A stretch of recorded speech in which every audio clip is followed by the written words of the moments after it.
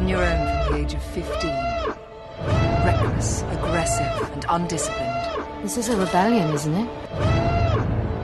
I rebel.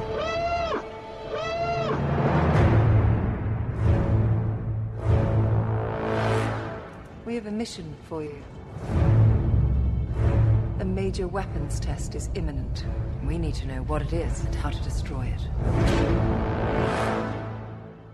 Is that clear? Yes, sir.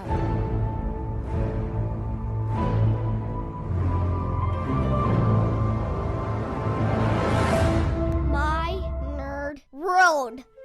And welcome to it. It's episode number 51 of the My Nerd World Star Wars podcast. I am your host, Jon Justice. Lots to talk about in this week's podcast. We have some Rogue One leaked character names and leaked official photographs to get to, vehicles as well. Some people have broken on to the set of Episode 8. Well, that's what they would have you believe. We'll talk a little bit about this in a moment. But there's an episode in England. There's an Episode 8 set that includes the Millennium Falcon, full-scale Millennium Falcon, along with this tree.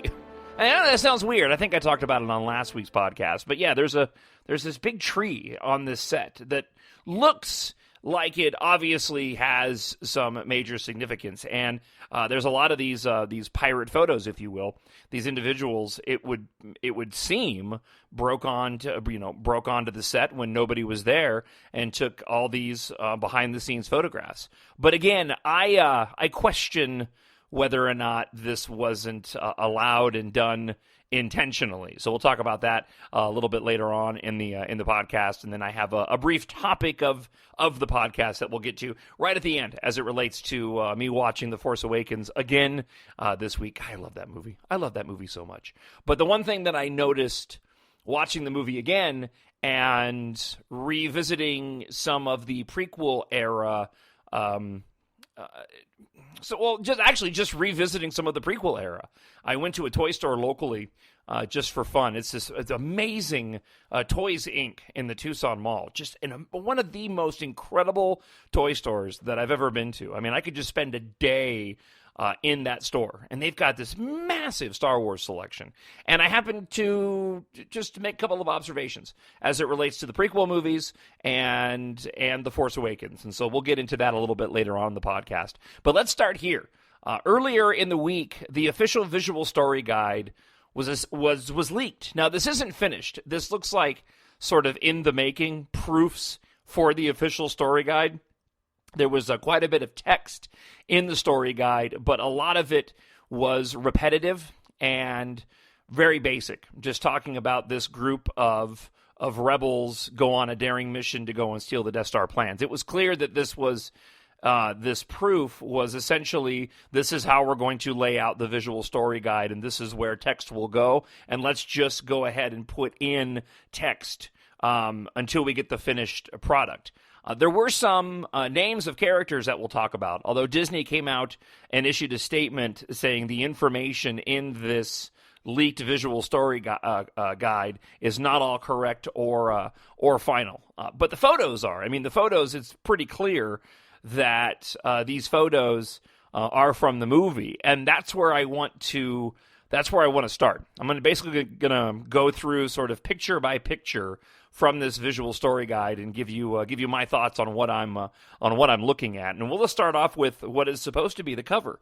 It has the Rogue One, a Star Wars story logo on top, and then you see our band of rebels, the 5 individuals that are going to be going on this mission.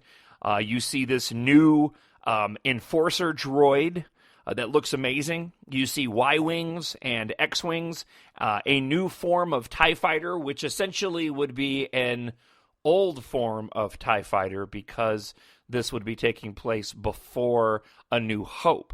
And this was always going to be a challenge. It's one thing to go back to the prequel era and try to design vehicles that sort of lend themselves to what we're used to seeing, but then look different because it happened long before the original trilogy. It's another thing to get right up to the point where we are at the original trilogy, A New Hope, and then introduce anything that we've never seen before. I think you can reverse engineer, and I believe that's what they've done here with these TIE fighters. And so I'll give you a description of what these TIE fighters look like. Also on the cover is the picture of the AT-ATs, although they call them something else in here, the AT-ACTs. And they look like your standard Imperial Walker. The heads, if you will, are a little bit different, and then the sides have these big orange doors. It's the same ones that you saw in the trailer, and the whole cover is basically green. Look, it looks amazing. I mean, it really speaks to that same aesthetic that we were used to seeing in the original trilogy, and to see sort of OT X-Wings and OT Y-Wings, you just can't help but feel nostalgic and get really excited about it, because you're seeing these vehicles, and we're going to see these vehicles again on the big screen, but in a very modern way. It's kind of the closest that we'll get to having A New Hope redone. Many people have talked about, and I even had a conversation with my father recently about if they would ever go and make A New Hope again. And it's like, man, you just don't know. How far down the line? I would say eventually they'll redo A New Hope, but they're going to have to get a couple generations removed until they do that. I think that when you get past sort of my generation, who still saw these movies in the theater, then you can bring yourself to, or the studio could probably get away with redoing A New Hope. But you'd have to really be careful with it. I mean, you couldn't redo the original trilogy, I don't think. I mean, maybe you could. Maybe you could do that. But again, I don't think it's going to happen, certainly in my lifetime. So again, this cover it looks amazing. I'm so excited for this movie. This is going to be a war film. This is going to be the most war of Star Wars film that we have seen yet. That original trailer looks great. We'll more than likely be getting another trailer coming up here in just a couple of months when Celebration Europe takes place. Gareth Edwards, the director of the film, along with Kathleen Kennedy, they're holding a panel in July in London, where Celebration is taking place, and everybody just assumes we're going to end up getting the full trailer then. So moving through this story guide. We do have character names, and let me just run through a few of these briefly. Some of these we already knew, some of these we didn't. So Felicity Jones, the main character in the movie, is playing Jyn Erso. You heard her name in the trailer. Ben Mendelsohn, he's the individual in the trailer standing on the Death Star in front of that big screen, holding the gun with a white cape. According to this visual story guide, he's playing Director Krennic. Now, all these are subject to change, obviously. Actor Diego Luna is playing Captain Cassian Andor. Alan Tudyk is playing Now, it said K-250, the Enforcer droid, in the book. But many people have picked up on, when you look at some of the other artwork, it's possibly and more likely K-2SO. So K-2SO, which would lend itself better to the droid names that we're used to seeing, C-3PO, so K-2SO. And really, the only way to describe it is it's kind of a cross between a super battle droid and the Iron Giant. The body is very much like a battle droid, sort of beefed up in terms of the limb aesthetic. The head is very round with very circular white light eyes in the front and a very small sort of mouthpiece. Really cool looking droid. It has an Imperial symbol on the shoulder, which most people are speculating that the rebels of the film ended up sort of repurposing this droid for their own uses. Then you have Zhang Wen is playing a character called Baze or Bazi. Riz Ahmed is playing Bodhi Rook. Donnie Yen is playing Shurrup, Chirrup. And then you also have, we got a good look at, and I'll skip forward in my photographs here.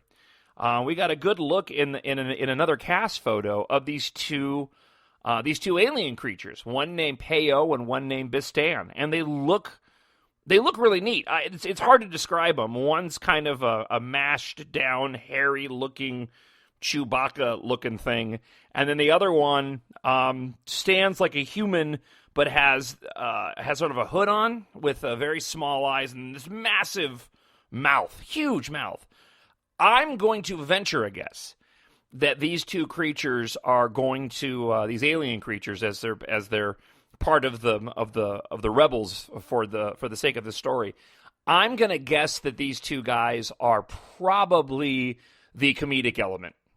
I'm gonna guess that these two individuals are going to be sort of the Laurel and Hardy kind of characters. These are going to be the individuals to provide some humor to the film, and that's been a question that a lot of people have had, and that is, what kind of humor is Rogue One going to have? I mean, most Star Wars movies have a level of lightheartedness to them.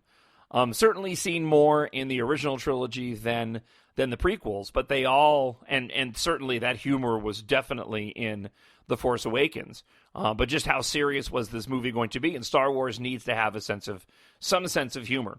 And so I would imagine that these two characters, that's just my guess, that's the vibe that I got off of looking at them. So let's get into a couple of these vehicles. First off is this TIE Striker that I was talking to you about. That's what they're calling it, at least according to the artwork, the TIE Striker. There's a bit of a write-up on here. Carried aboard Star Destroyers. It's hard to read some of this. TIE Fighters were single-pilot vehicles for fast-paced dogfights with Rebel X-Wings. This TIE Striker, the only way I can describe it is it has the cockpit of a typical TIE Fighter. It looks a little elongated, a little more like a can than a sphere, but with the same viewport the central viewport that we're used to seeing. And then off to the side are these two wings, and the wings are basically, if you remember, which of course you do, the TIE Interceptor. If you cut the TIE Interceptor wings in half, so you made them kind of a half triangle, and then you slapped them on the side of this TIE Fighter, that's what you'd get. That's what this reminds me of. It reminds me of a precursor to the TIE Interceptor. Let me go ahead and handle the other vehicle that we saw, and then I have some other items that I want to get through here. But they also show in here, it's just called a Rebel Starfighter, and I'm assuming that that's not the final name, although on the artwork it does say U-Wing. And basically, the way to describe it is it has 4 main engines in the back, which look almost identical to the X-Wing engines. It has what looks like an A-Wing cockpit centered just in front of those 4 engines, and then off to the side are 2 long, almost like a fork. It looks like a giant fork with 2 long planes off to the side. It really is a pretty cool looking ship. There was some artwork that came out when they originally announced Rogue One at Celebration last year in Anaheim. And in that artwork, there was a ship in the background with soldiers around it, and it was pretty much this vehicle. It looks like it has a much bigger sort of hold underneath it to where it could almost carry troops. In the artwork, it looked like it could carry troops, but very unique and original trilogy looking ship. I can't wait to see this thing on screen. But here's a point I wanted to make, though, as it relates to the vehicles that we're seeing in the movie, and that is I like that we're getting some variation. I mentioned this before, but one of my biggest complaints about The Force Awakens was we really didn't get any big variation or diversity in terms of spaceships. And really, it was the Resistance. That's the thing that I think kind of bothered most individuals, was that we saw so many different types of rebel ships in Return of the Jedi, whether it was the B-Wing, the A-Wing, and of course the X-Wings. We didn't see any of those types of vehicles